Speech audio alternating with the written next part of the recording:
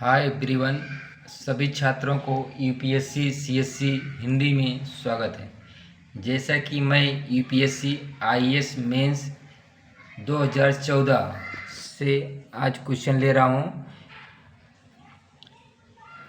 क्योंकि अभी तक 2013 का चारों प्रश्न पत्र मैंने कंप्लीट करा दिया है। अब आज से 2014 जीएस प्रथम प्रश्न पत्र से क्वेश्चन ले रहा हूँ। एक क्वेश्चन आपको आगामी यूपीएससी मेंस के क्वेश्चनों को लिखने में बहुत ही कारगर साबित होगा अगर आपने सभी प्रश्नों को हल कर लिया तो। प्रश्न है, सिंधु घाटी सभ्यता की नगरीय आयोजना और संस्कृति ने किस सीमा तक वर्तमान युगीन नगरीकरण को निवेश प्रदान किए हैं, चर्चा कीजिए। अब हम पहले इंट्रोडक्शन देखें संक्षिप्त में। भूमिका, सिंधु घाटी सभ्यता जो 2500 से 1900 ईसा पूर्व के आसपास फली फूली, अपनी उन्नत शहरी नियोजन और संस्कृति के लिए जानी जाती है। इसके शहरों जैसे हड़प्पा और मोहनजोदड़ो में उल्लेखनीय स्तर की व्यवस्था और परिष्कार का प्रदर्शन किया, जिसने वर्तमान शहरीकरण पर अस्थायी प्रभाव डाला है। अब हम मुख्य भाग मेन बॉडी पार्ट देखते हैं। सिंधु घाटी सभ्यता के शहरी नियोजन और संस्कृति ने समकालीन शहरीकरण के लिए निम्नलिखित मार्गदर्शन प्रदान किए हैं। नंबर 1 है ग्रिड लेआउट। सिंधु घाटी सभ्यता के हड़प्पा और मोहनजोदड़ो जैसे शहरों ने कुशल आवागमन और बुनियादी ढांचे के लिए ग्रिड पैटर्न का इस्तेमाल किया है।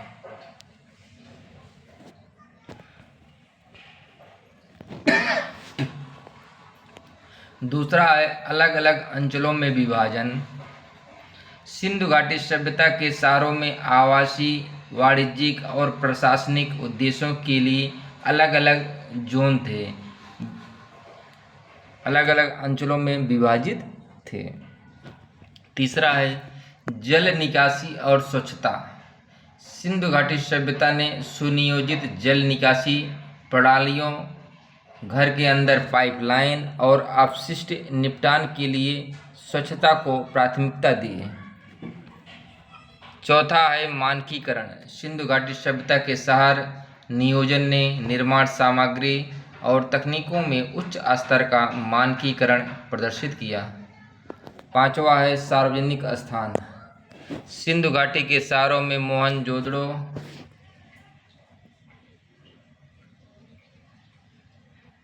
थोड़ा यहाँ टाइपिंग मिस्टेक हुआ है, मोहनजोदड़ो के महान स्नानागारों, यहाँ भी थोड़ा टाइपिंग स्नानागार होगा, स्नानागारों, धार्मिक सभाओं और संभावित अनुष्ठानिक कार्यों के लिए सार्वजनिक स्थान थे। अब हम निष्कर्ष पर चलते हैं। सिंधु घाटी सभ्यता के शहरी नियोजन और संस्कृति का विश्व स्तर पर और भारत के भीतर समकालीन शहरी विकास पर अस्थायी प्रभाव पड़ा है। शहरी नियोजन में सिंधु घाटी सभ्यता की अस्थायी विरासत एक प्राचीन सभ्यता की नवीन और दूरदर्शी प्रकृति को रेखांकित करती है, जिसके सिद्धांत आज के शहरी वातावरण की चुनौतियों का समाधान करने में प्रासंगिक और प्रभावकारी बने हुए हैं। क्योंकि बच्चों, हमें टाइमिंग और वर्ड शब्द समय सीमा का बहुत ही विशेष ध्यान देना होगा, क्योंकि अगर हम शब्द सीमा के बाहर लिखते हैं तो हमारा क्वेश्चन छूट जाएगा।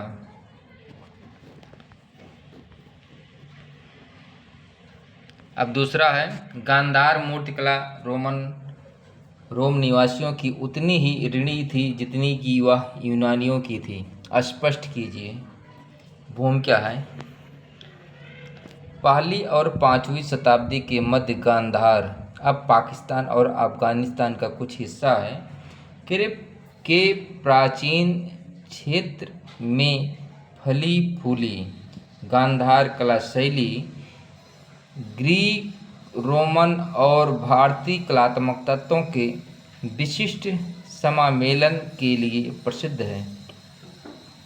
गांधार मूर्तिकला रोम के लोगों की भी उतनी ही ऋणी है जितनी कि यूनानियों की। अब हम मुख्य भाग पर चलते हैं। गांधार की मूर्तियों पर यूनानी प्रभाव का पता सिकंदर महान की विजय और इंडो ग्रीक राज्यों के गठन से लगाया जा सकता है।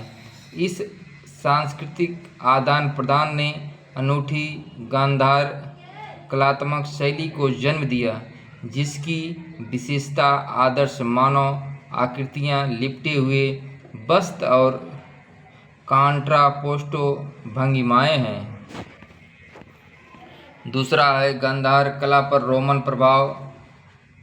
कुषाण साम्राज्य के उदय के साथ शुरू हुआ और रेशम मार्ग के माध्यम से सांस्कृतिक आदान प्रदान को बढ़ावा मिला।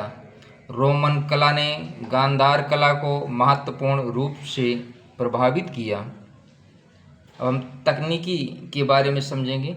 रोमन अपनी पत्थर नक्काशी विशेषज्ञता के लिए प्रसिद्ध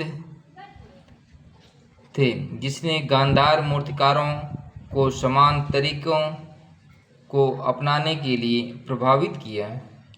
चौथा, अब हम सामग्री के बारे में देखेंगे। गांधार कलाकारों ने स्थानीय शिष्ट पत्थर के अलावा प्लास्टर और संगमरमर जैसी सामग्री का उपयोग करना शुरू कर दिया, जो रोमन कला में सामान्य है। उदाहरण के लिए हम टोक्यो राष्ट्रीय संग्रहालय में प्रसिद्ध खड़े हुए बुद्ध की मूर्ति ग्रीको रोमन और भारतीय कलात्मक तत्वों के सम्मिश्रण को प्रदर्शित करती है। बुद्ध के लपेटे हुए कपड़े और लहराते बाल ग्रीक प्रभाव को दर्शाते हैं, जबकि चेहरे की वास्तविक हाव भाव और अभिव्यक्तियां रोमन कलात्मक संवेदनाओं को प्रदर्शित करती हैं। अब हम निष्कर्ष पर चलते हैं। जबकि यूनानियों ने गांधार कला के लिए आधार तैयार किया, वहीं रोमनों ने इसके संवर्धन और विविधीकरण में योगदान दिया। कलात्मक परंपराओं का यह विलय इस काल के दौरान हुए जीवंत सांस्कृतिक आदान प्रदान और भारतीय उपमहाद्वीप की कलात्मक विरासत को आकार देने में इन प्राचीन सभ्यताओं की चिरकालीन विरासत का प्रमाण है। अब हम अगला प्रश्न देखते हैं। तक्षशिला विश्वविद्यालय विश्व की प्राचीनतम विश्वविद्यालयों में से एक था, जिसके साथ विभिन्न शिक्षण विषयों के अनेक विद्वानी व्यक्तित्व संबंधित थे। उसकी रणनीतिक अवस्थिति के कारण इसकी कीर्ति बढ़ी, लेकिन नालंदा के विपरीत उसे आधुनिक अभिप्राय में एक विश्वविद्यालय नहीं समझा जाता है। चर्चा कीजिए। अब हम उत्तर देखते हैं भूमिका पर। तक्षशिला विश्वविद्यालय वर्तमान पाकिस्तान में एक प्राचीन शिक्षण केंद्र है। विश्व के सबसे प्रारंभिक शैक्षणिक संस्थानों में से एक है। 5वीं शताब्दी ईसा पूर्व और 5वीं शताब्दी ईस्वी के बीच फलते फूलते इसके रणनीतिक स्थिति ने विश्व स्तर पर विद्वानों और छात्रों को आकर्षित किया। प्रख्यात विद्वानों को पोषित करने के लिए प्रसिद्ध तक्षशिला विश्वविद्यालय विभिन्न पहलुओं में आधुनिक विश्वविद्यालयों से भिन्न है, खासकर जब इसकी तुलना समकालीन नालंदा विश्वविद्यालय से की जाती है। अब मुख्य भाग पर चलते हैं। इसकी रणनीतिक स्थिति के कारण इसकी प्रसिद्धि बढ़ी, लेकिन नालंदा के विपरीत इसे आधुनिक अर्थों में एक विश्वविद्यालय नहीं माना जाता है। के कारण अब हम समझेंगे। नंबर 1, तक्षशिला विश्वविद्यालय से जुड़ी उल्लेखनीय हस्तियों में कौटिल्य के साथ साथ प्रसिद्ध चिकित्सक चरक भी शामिल थे, जिन्होंने आयुर्वेद के क्षेत्र में महत्वपूर्ण योगदान दिया। दूसरा है भारत, पारस और मध्य एशिया को जोड़ने वाले प्रमुख व्यापार मार्गों के चौराहे के पास इसकी रणनीतिक स्थिति ने तक्षशिला को विभिन्न विषयों के विद्वानों को आकर्षित करने में मदद की, जिससे शिक्षा के केंद्र के रूप में इसकी प्रतिष्ठा बढ़ी। हालांकि तक्षशिला विश्वविद्यालय की संरचना और कार्यप्रणाली आधुनिक विश्वविद्यालय से कई मायनों में भिन्न थी। अब हम इसके बारे में समझेंगे। नंबर 1, शिक्षण पद्धति के आधार पर संरचित कार्यक्रम और पाठ्यक्रम वाले आधुनिक विश्वविद्यालयों के विपरीत तक्षशिला ने व्यक्तिगत शिक्षण विधियों पर ध्यान केंद्रित किया। दूसरा है पाठ्यचर्या। तक्षशिला विश्वविद्यालय में धर्म, दर्शन, चिकित्सा, खगोल विज्ञान, गणित और शासन कला सहित कई विषयों की शिक्षा दी जाती थी। तीसरा है धार्मिक संबद्धता। नालंदा के विपरीत, जो मुख्य रूप से एक बौद्ध संस्थान था, तक्षशिला विश्वविद्यालय प्रकृति में अधिक धर्मनिरपेक्ष था, जो विभिन्न धार्मिक पृष्ठभूमि के विद्वानों और छात्रों को शिक्षा प्रदान करता था। अब हम निष्कर्ष पर चलते हैं। जबकि नालंदा विश्वविद्यालय में आधुनिक विश्वविद्यालयों के साथ कुछ समानताएं हैं, जैसे एक संरचित पाठ्यक्रम, एक संगठित पदानुक्रम और एक उपाधि प्रदान करने वाली प्रणाली, तक्षशिला विश्वविद्यालय में ये विशेषताएं नहीं थी। परिणामस्वरूप इसे आधुनिक अर्थों में विश्वविद्यालय नहीं माना जाता है। हालांकि प्राचीन भारतीय शिक्षा और विद्वता में तक्षशिला के योगदान को नज़रअंदाज नहीं किया जा सकता है, क्योंकि यह शिक्षा का एक समृद्ध केंद्र था, जिसने विभिन्न विषयों में कई प्रसिद्ध विद्वानों को पोषण किया।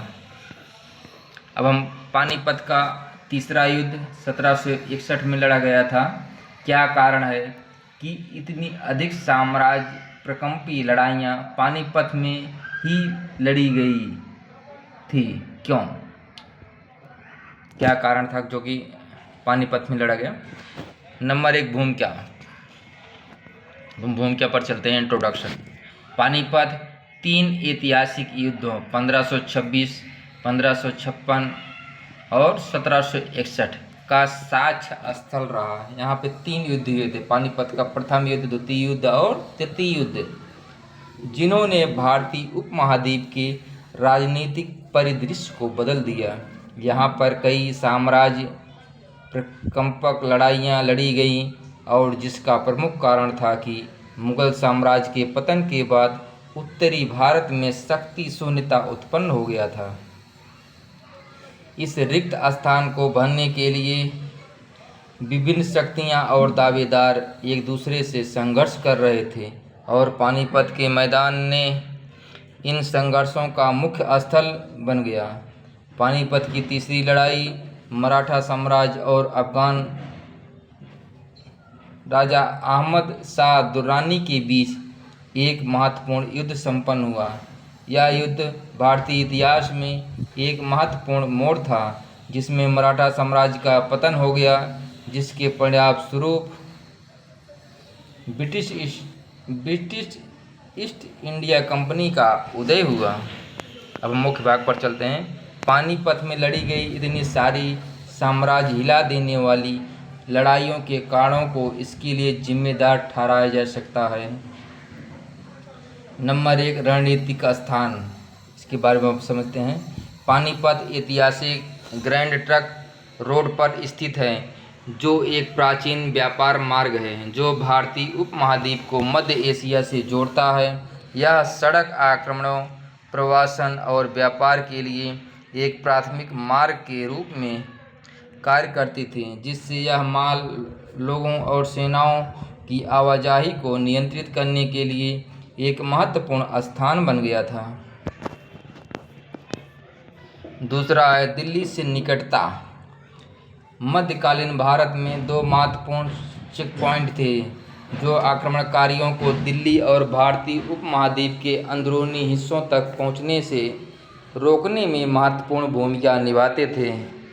पहला खैबर दर्रा। दर्स यहाँ पर टाइपिंग मिस्टेक हो गया है। पहला खैबर दर्रा, क्योंकि यह भारत में प्रवेश का रणनीतिक द्वार था, और दूसरा पानीपत, यह दिल्ली में प्रवेश की कुंजी था।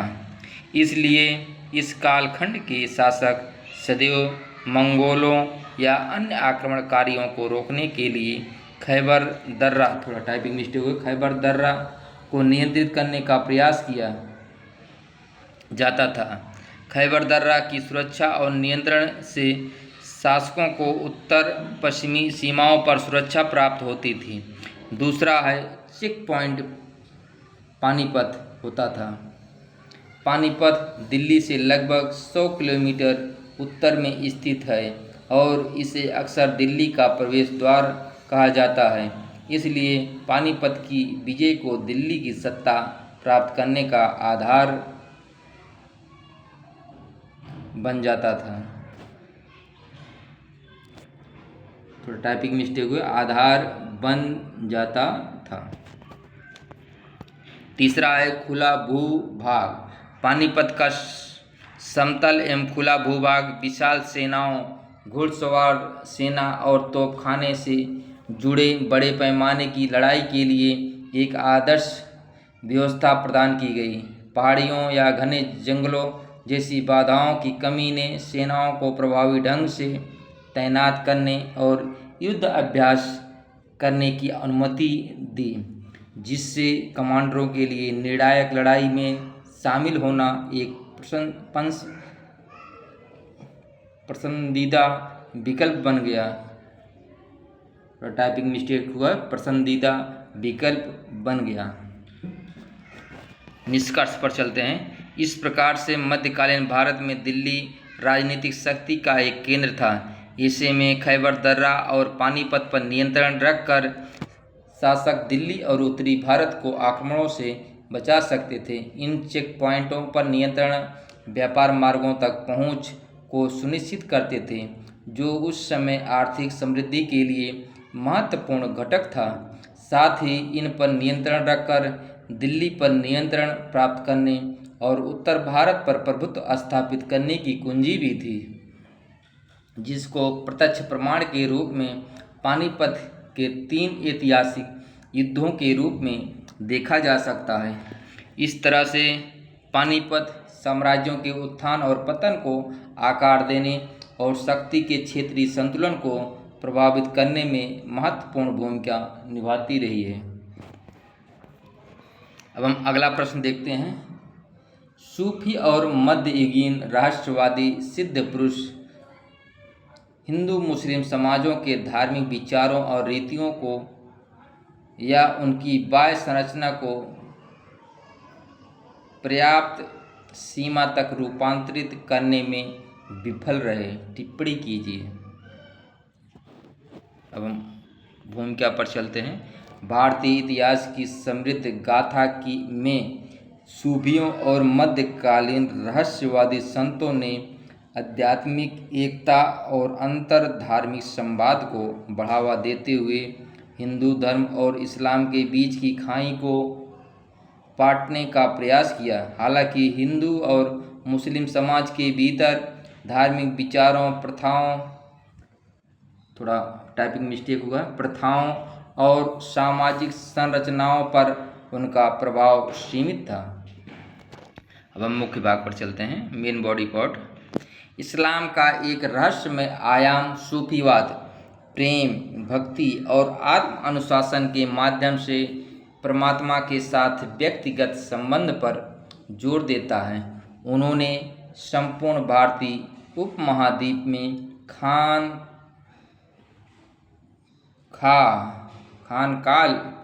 खानखाह सूफी संतों का निवास स्थान और दरगाह प्रार्थना स्थल स्थापित किए, जिससे विभिन्न धर्मों के अनुयायी आकर्षित हुए।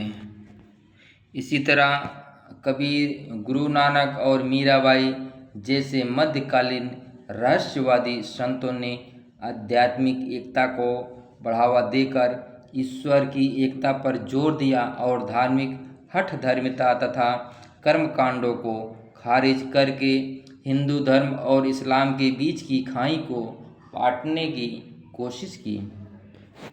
उनके प्रयासों के बावजूद सूफियों और मध्ययुगीन रहस्यवादी संतों को हिंदू और मुस्लिम समाज के धार्मिक विचारों और प्रथाओं में सुधार करने में कई चुनौतियों का सामना करना पड़ा।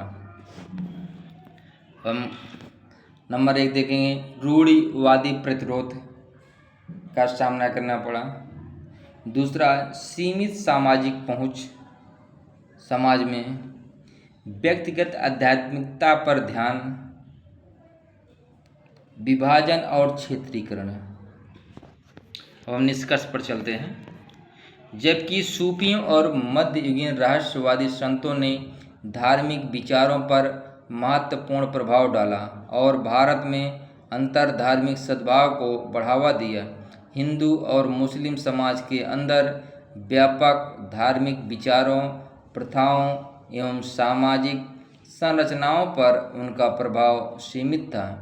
उनकी शिक्षाओं को रूढ़िवादी समूहों के विरोध का सामना करना पड़ा। उनकी सामाजिक पहुंच सीमित थी और प्रायः व्यक्तिगत आध्यात्मिकता पर ध्यान केंद्रित किया जाता था, जिससे धार्मिक प्रथाओं और सामाजिक संरचनाओं में व्यापक परिवर्तन लाना चुनौतीपूर्ण हो जाता था।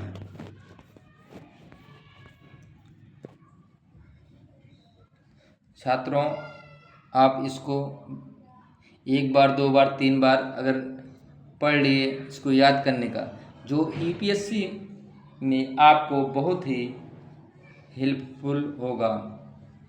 Thank you.